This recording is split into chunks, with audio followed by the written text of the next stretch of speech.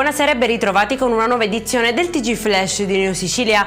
In apertura non si ferma la scia di sangue sulle strade del Palermitano.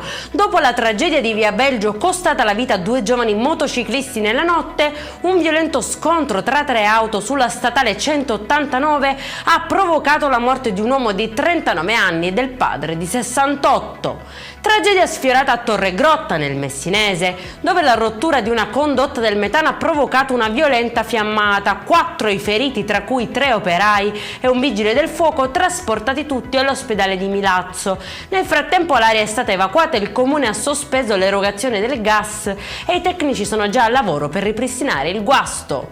Doppio intervento della polizia a Siracusa per 2 liti tra vicini degenerate in minacce con armi da fuoco.